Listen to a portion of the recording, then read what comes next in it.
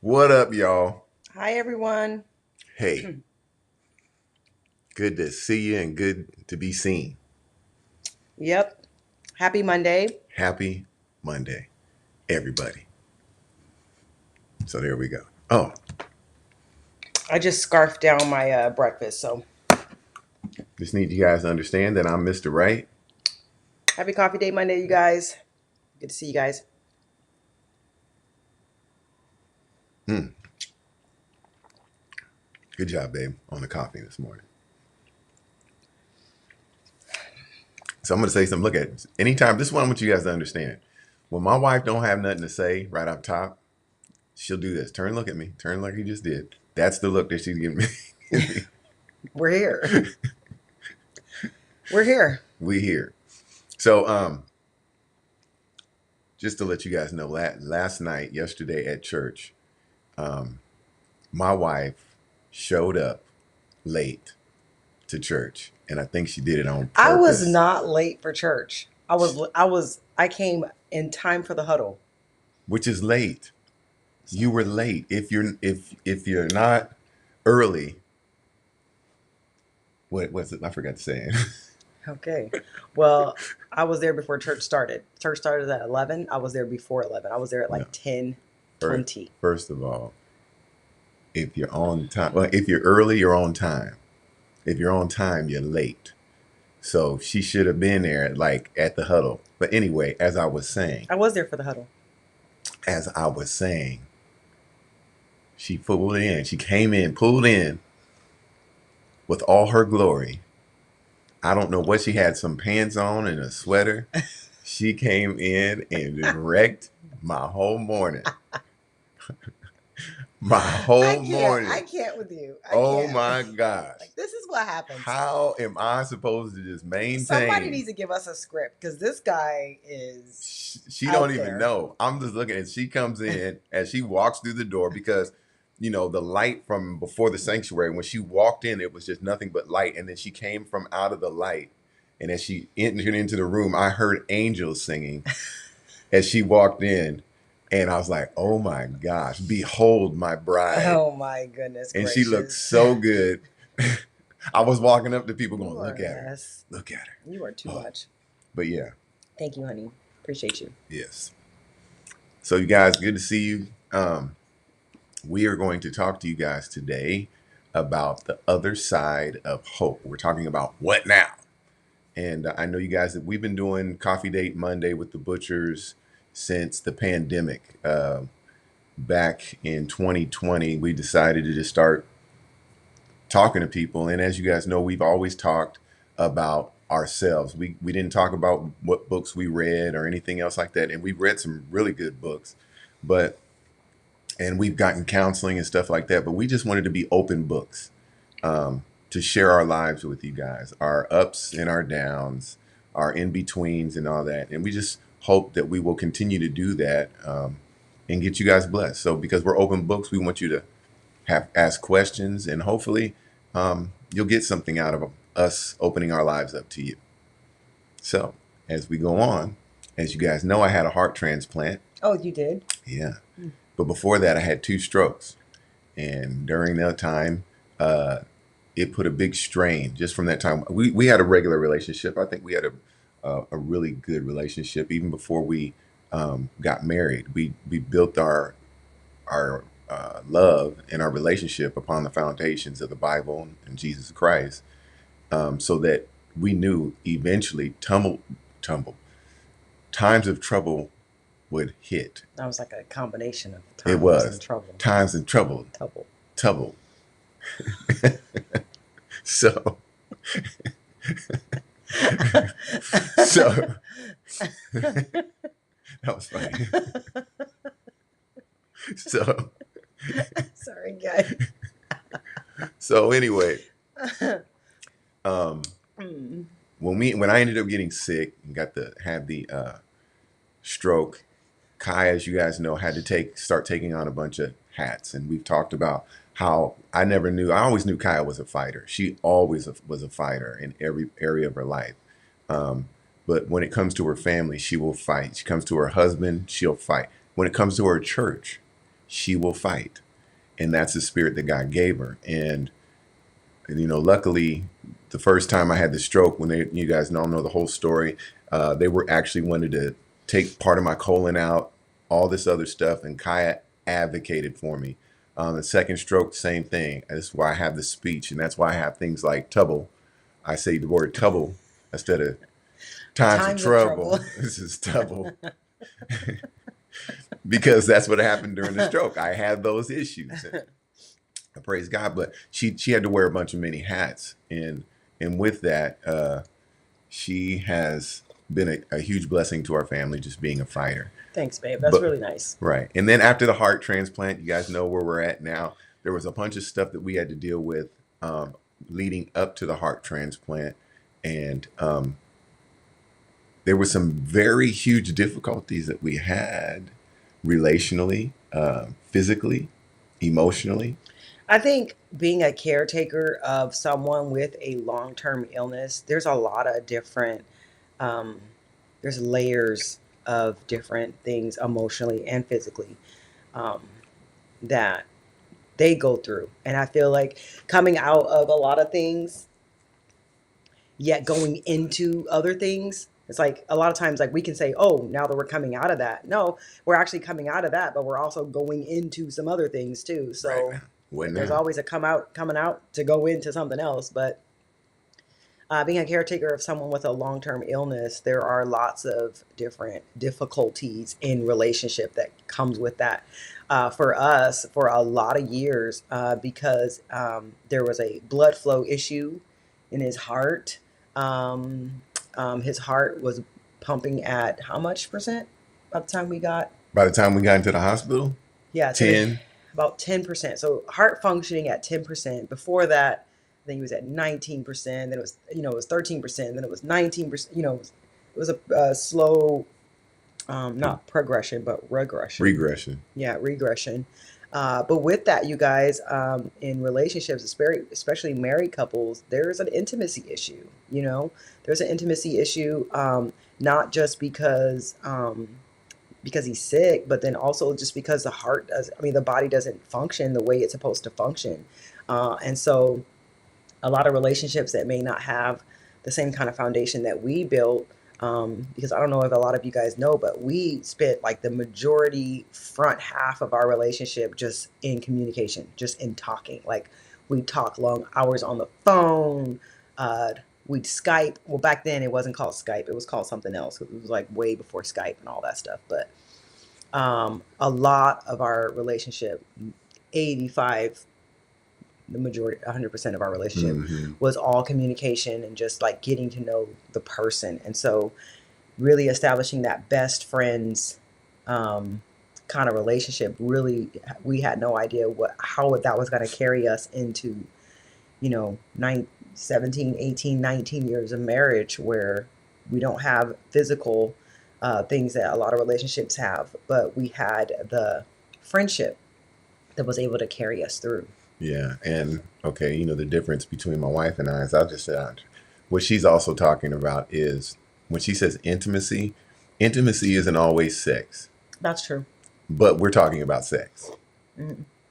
We're talking about sex. That's true. We're talking about the things that people don't talk about. Mhm. And especially, I've never heard anybody, as a pastor and dealing with men and issues, it's usually men always dealing with stuff like with the pornography and not getting enough sex, but no man ever wants to talk about what they call ED, erectile dysfunction.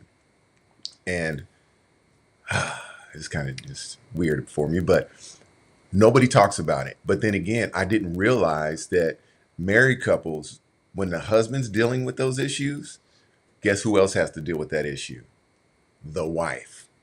But nobody talks about what happens in between, about the understanding, because men, their masculinity for them, most men, is about their physical aspect, if they're working or if it's not working. And I never really realized, especially for me, is that when my heart started failing, everything else started failing. My kidneys started failing, my liver, all that, but especially physically, as far as the physical intimacy, it was frustrating, And then guys. even after the heart transplant, he has a new heart. He got past all the rejection issues, and now the heart and the body is getting along and everything's fine. But still, after a certain period of time, there's still, it takes a second for like bodily functions to kind of come into line back to normal. And so even after the new heart, there was a delay in some function. So there was still, it wasn't like, okay, yeah, you got a new heart, everything can be fine, we can be back physically intimate again and all that, but that wasn't the case. So like if marriages or relationships aren't built on the right things, um, it can be that time could have been disastrous for our marriage, you know. Hmm. But for us, it wasn't. We still had the friendship. The friendship was still intact. The way we communicate with each other, the respect we have for each other, the love and the honor that we have for one another, it was still intact, and it was enough. Like, we did a marriage workshop not too long ago at our church for married couples, or just for married couples or seriously dating couples, and we were talking about that. We were talking about intimacy and talking about how we should learn as a couple how to be intimate without being physical first. Like into me, like see who I am, see what my love language is, like see what kind of things move me, what kind of things make me excited and happy, feel loved, feel pretty, what makes me feel pretty, so learning those things about one another is true intimacy. Like when we take the time to study um, our spouse, that's love, man. That's intimacy. That's literally looking into that person, studying them, becoming a student of them, so that you can best serve them and love them in a way that they can receive. So Yeah, I thank God that we had that. we did, but we still had some frustrating times. And as I'm just sitting here talking, usually this is really great because I'm starting to see the dichotomy in both of us. Because unfortunately, we don't have very many. I think probably like 15% of the people that follow us or watch us, only 15% are men. And a lot of times with men, we literally equate sex as intimacy. But what happens to a man when he's no longer to be intimate because he thinks intimacy is sex? And then now he has nothing to offer. That's how a man feels. If I can't function, then I they feel like they lose their manhood. Then watch this. Then you start to overdo it. So like if I can't perform sexually, then I gotta prove my manhood some other way. So then I get physical with my wife, or I'll get physical. And I'm not saying me, but men will get physical with their wives. They try to find manliness doing it some other way, and it becomes trying to think of the word. Toxic It is toxic. masculinity, And I don't want to say toxic masculinity because masculinity is a good thing. And you don't want to put toxic into masculinity, toxic but aggression. it was aggressive. And it was super aggressive because as a man, most men don't learn to become intimate before they have sex with their wives. Now, for all you singles out there that are waiting for a husband, male or female, learn to be intimate before you're into it. I'm just saying. I had to. You could have said that a whole nother way. I'm a man. I'm just trying to say it like I got to say it. But at the end of the day, and I'm going to give you for instances. Just if Kai and I didn't have the foundation started beforehand, when I ended up getting sick and things weren't happening that I wanted to happen, I had the desire to have sex. In my mind, I wanted to be intimate and I wanted to please my wife, but naturally, my natural response wasn't happening. In my head, I wanted to. but in my body, it wasn't happening, and it gets frustrating. And I don't think some of the arguments that we were having are some difficulties we were having. Disconnects. The disconnect wasn't maybe on the outside, she's thinking, what's wrong with him or what's going on with him? But internally, as a man, it's because we're sitting down, we're thinking, I can't do what I'm supposed to do for my wife, not realizing my wife's like, I don't care. She don't care. But that's not what a man thinks. A man's like, I'm not doing what I need to do as a man. And the woman's like, no, it's weird. I know, men, please listen to me when I'm telling you. I'm getting close to the mic. Let me tell you something. If you will sit down and learn, I don't care how long you've been married. If you sit down and learn your wife and find out what she really, really wants in life, it doesn't have nothing to do with down here. It has everything to do with here in your heart and up here. That's what you need to know as a man. And during those times, it was difficult. It is a new season, especially because I was young and dealing with that issue.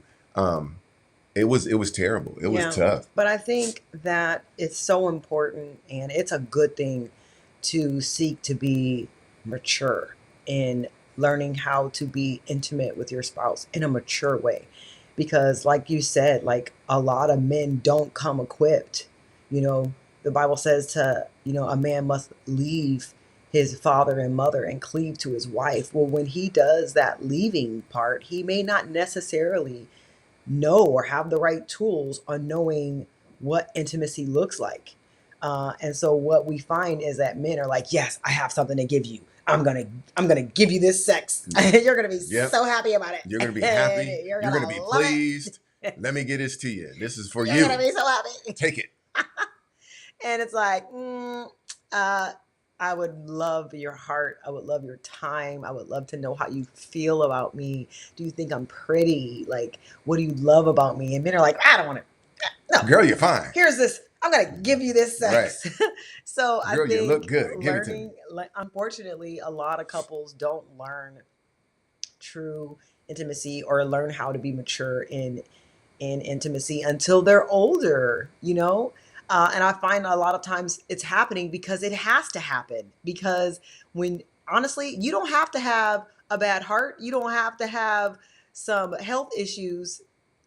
When you get older, things just don't work at the same schedule or the same clock or the same way it used to. Like, you go from young man to old man. You go from young lady to older lady. And so the body is aging as well, and it just also doesn't function the same way. And so what happens is, because we are faced with those physical challenges that come with being mature, then we come face to face with having to step up to, all right, we're going to have to be mature in this and find other ways to show love to one another.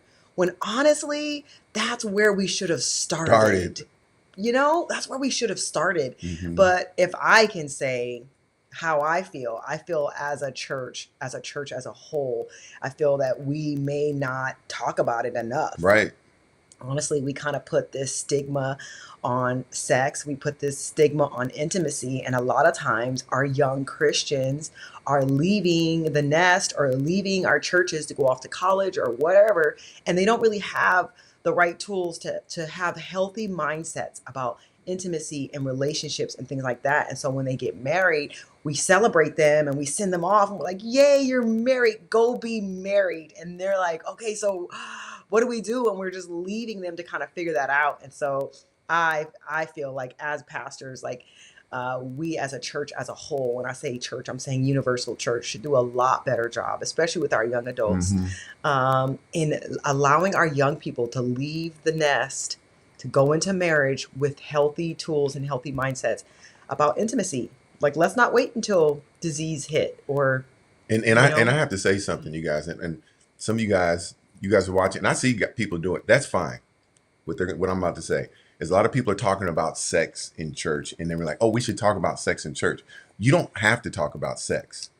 You need to talk about intimacy. Two different things, because sex is natural. It comes now. If you put a man and a woman together, eventually you put two dogs together, a female dog and a male dog, it's going to happen. You don't have to teach them. They just know to do it. Yeah. Listen to what I'm saying. intimacy is something that is taught, Yeah, and that's true. it's caught. Yeah, so definitely So language. we need to teach our young people to learn what intimacy looks like. Yeah, That's definitely. why you don't have sex before marriage. In sex, listen, if two people never had sex, they don't stay away from pornography and all that other stuff. When they get together in the Yes. marriage bed, it's It's undefiled, it's yes. It's pure, holy. it's holy. God made It's it. pleasing to the It's Lord. pleasing to the Lord, and it's going to be pleasing to both of you That's right, guys. because it's a part of God's design. Yeah, Like when we trust the Lord enough to be all in for his design and in his timing and in the way in which we're supposed to do it, it is good and it pleases the Lord. Like a lot of times, and that's something that we talked about in our workshop with our married couples at our church, is which we love. We love doing these marriage workshops. We talk about the fact of don't assume the Lord doesn't want to have something to say about your marriage and about the intimacy in your marriage. The Lord, it pleases the Lord when we come together in a healthy way, with the right mindsets, with the right heart toward one another and toward the Lord. It pleases him. It is another form of worship. Why? Because it is in obedience with his command and what he's told us to do in becoming one. yeah, And so a lot of times we don't think that. We think that when we close the door to our bedroom, that Jesus stands outside the bedroom door. yeah. And he says, "Oh, I can't go in because they're doing private stuff." Like, no, Jesus, come in here. Like, we about to worship first. Then we gonna worship with one another and show worship to the Lord. Like, when we have a healthy mindset in that way, it takes the bad stigma Stigma. out of intimacy between husband and wife. Open the doors to the Lord in your hearts, in your mind, and let the Lord in. Let him into your marriage bed. Let him into your marriage bed. Why? Because the Lord said that the marriage bed is undefiled Yeah. and it's holy. That sounds like the Lord. The Lord is undefiled and he is a holy God. And he wants our marriage bed to be the same way, to reflect who God is. Because all the time, we say it all the time. Look at Ephesians chapter 5. Marriage reflects the relationship between God and man. Marriage is a reflection of that. And so should our marriage bed. It should be a reflection of a holy God and a holy people coming together. Right. And now going back, if we can digress a little bit. So then what happens when sex is taken out of the picture of the marriage bed? What happens? Is it because a lot of times that's when, after 20 years with somebody, how could you just end up leaving a relationship? What happens? Because maybe the intimacy, seasons change, Yeah. people change. And they're on different seasons. And that's what we hear. I mean, we counsel hundreds of people. All the time. Well, we've been married for this. You know what happens is we don't give each other grace Yeah, in their seasons. for their seasons. And now we're talking about a sexual season, and we sat down and go, well, my bed is for two things. It's for sleeping and having sex. No, that's not what it's for. The bed is to get rest and to be intimate. Yes. When I was at that point where I wasn't able to perform with all that, I knew that I could still get rest in my bed, but I could still be intimate with my wife. That's right. And It's where we came together to be we- one. So we were holding each other, and that felt just as intimate as anything else. You know what I mean? But here, this is something that we didn't really talk about. But once again, ego. A man's ego, for some reason, is tied to his stuff. And because it wasn't working, and I'm sorry, ladies, but maybe you'll understand what I'm saying. I'm this so to sorry you. to hear that. Yeah, but it's a man thing, and maybe you don't understand that, but I'm trying to bring you into a man's world and understand why your husband is acting the way he's acting. And he's trying to figure out, okay, maybe my wife doesn't turn me on. Maybe now all of a sudden, what do they start doing? They get into pornography. Well, also think about it too, how older men will leave their wives for younger women. Exactly. Right. Wrong mindset. Wrong Toward mindset. intimacy. Because it's sex. Your wife doesn't turn you, dude. 20 years, I'm trying to tell you, and this is why I started this whole thing off. When my wife walked into the church and I was getting those feelings and those butterflies of And you was at church. And Last Sunday. and y'all. it was, He ain't look, even talking about wedding day. it was looking at my wife. I'm telling you guys, I love to see my wife. Yes, can I just be honest? She gets on my nerves sometimes, and I get on her. I'm perfect. I don't know why I get on his nerves. But I love her, and I'm attracted to her, and I love to touch my wife and hold her and be intimate. I see her and everything else. And during those times when they're all the trying to be sexual, the time that we were trying to be sexually intimate, we couldn't do it. But it took my wife to just come and hold me. She's like, come and just hold me, And just like, because I was frustrated. yeah, and kind of like help him let down these walls that he felt like he had to come with, equipped with as a man. Because I didn't understand where the frustration was coming from. Like, because like he was saying, he wanted to in his mind. And so it's like, okay, yeah, well, I'm not going to withhold myself from you if that's what you want. Like, okay. So, and then it wasn't happening. Well, he wasn't able to fulfill that or do it. And then he'd be so frustrated. And so I didn't understand where the frustration was. So I thought the frustration was toward me. And so I started getting frustrated and I started getting sad because I'm like, is he frustrated at me? Was I supposed to do something different? And so that was happening a couple of times until finally I'm like, can you tell me, like, tell me your thoughts, like, tell me what's happening. And it was hard for him. It was hard for him to come, just kind of open up and communicate about it. But he finally was saying, I'm frustrated because this is something I want to do, but I'm not able to do it. I'm frustrated with myself. And it was like, oh, okay. Like, I thought you were getting frustrated with me. Like, you wanted me to do something else. Like, I wasn't picking up on. And so through that opened the door for me to come in and serve my husband in that way, to kind of help disarm him. Like, babe, I don't care. That's not important to me, which didn't really make him feel better because it was important to him. However, at the same time, it opened up the door to, like, let's communicate about this. Like, it's okay to just, let's talk through it. And I feel like the more we talked through it, the more closer we got. And it was almost like this underlying intimacy started happening where the body kind of fell in line, because it was like, once the shadows of the unspoken expectations left the room, it's literally was like, this is holy. This is holy. Like, there is nothing that we're withholding from each other. I'm telling you exactly how I feel. I'm even telling you some of my fears. I'm telling you some of my insecurities. I'm telling you some of my, whatever it is I want to do. Like, all the shadows of the unspoken expectations were excused from the room. The room became holy. The bed was undefiled. There was no outside voices, no voices of fear, no voices of judgment, no voices of failure, nothing. Undefiled, holy, and then intimacy. And I believe that through that time, we grew as a couple. I feel like even closer. We're still growing. Yeah. And it's something that honestly we're passionate about right now, because I'm like, man, how many other couples like don't know this or isn't able to experience this? Because I'm going to tell you this right now. I don't care how great you are in bed. Like, as time goes on, as sicknesses come, whatever it is, you guys, stuff be changing. Things change. Things be changing, you guys. They change. And you must have a healthy mindset toward intimacy. For sure. Yeah. So I do know that, like, even right now, so, we started off talking about now what, we prayed, for a new heart, and it was great. And, I remember my wife just saying, look, we just need a new heart for him. We'll just be happy that he'll be alive. And then I'm alive.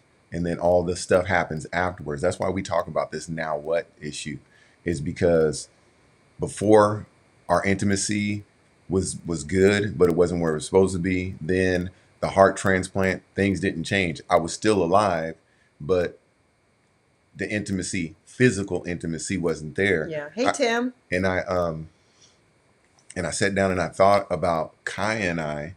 I remember laying in the rehab, and because I was so frail, he was. I was frail. so frail. Well, his chest had been opened up twice. Like, the bone's been, which means when the chest gets opened up, they literally crack that chest bone, whatever that is called.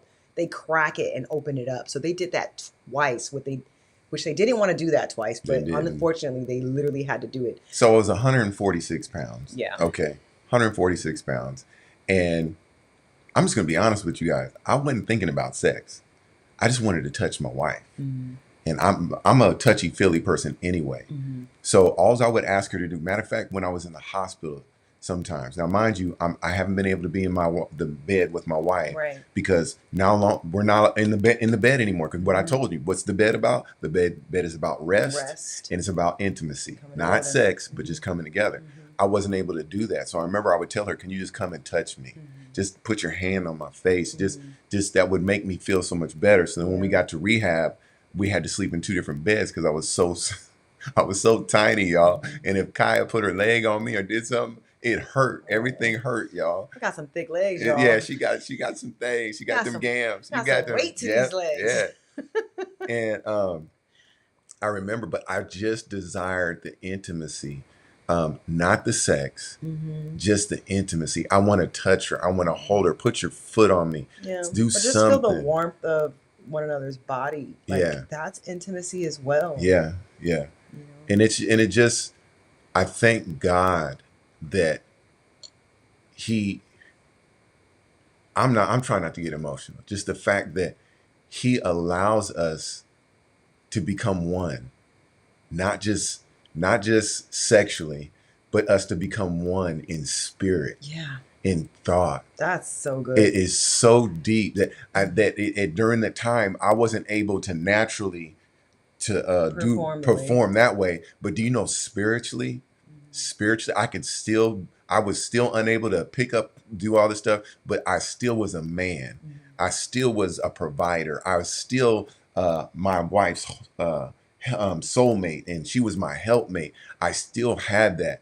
That no man can take that from me, even this man. Yeah. You know, my flesh, but I still had the believe. Listen, if you guys understand, I still sat on the seat of authority in my house, whether I was physically able to Frail or stand not. and frail. I still stood on the throne. Yeah. Like even when David, when he was old and he still sat on the throne, he wasn't even Propped able him to up. sit. They made sure that he was taken care of, and that's what my wife did for me. So I thank God for that. But I just want to say that it got to a point, like, I just want to be real with you guys. I just want to get you to understand what we're trying to say. It got so real that before the transplant and after the transplant, we're talking about a long period of not being able to come together physically the way we were used to for long periods of time before the transplant, and now after that. You guys, I want to be real with you. It got so real where we were like, let's pray. Like, let's ask the Lord. Now, I don't know why exactly we didn't ask the Lord before, but it was literally like because it's like, okay, he has a new heart. So we know his body can do it. So now, like, let's just ask. Let's just ask. But all that had to come after John had to be disarmed of the insecurities, the fear, the whatever, so that we can even talk and communicate in that way and say, okay, get on one page and say, let's ask. Like, let's ask the Lord. And so, you guys, we asked the Lord. We asked him. Okay. Now I'm gonna try to explain this to you guys in a way where this is still PG for Facebook. But after we asked the Lord, y'all, and I'm trying not to get emotional. After we asked the Lord, let me tell you something. It was like, I mean, it was not normal. Like, it was super natural to the point where, let me tell you, that very first time, like the real time. Why she got to do her finger like that? I don't know. Why'd you do your finger like that first? I'm trying to. Time and trouble. That first tumble. I'm trying to tell you guys that first time after, y'all, when the Lord came through, it was so supernatural that we literally looked at each other and was like, we just worshiped. Like, we worshiped the Lord with tears. Bawling. And cries that could not be described. It was like this inner groaning that came from our souls. Yeah. Because it's like we didn't have words to like describe that the Lord came into our bedroom. Yeah. That he would care enough even for that. That he would come into our bedroom in such a way, and that he would show us that I care about this too. And you guys, he answered. if we were fleshly and if we weren't followers of Jesus, I'd be like, okay, you back to 20-year-old John. Like it was like that. It was like you're back to being a young man. That was not him. That was the Lord. It was nothing but God. And it feels awkward for some of you. It may feel awkward to be like, man, that was, you know how like it's like you preach a good message, you pray a good prayer, maybe you did something really great for somebody, and you're like, oh my gosh, that was awesome. You're like, wasn't me, it was God.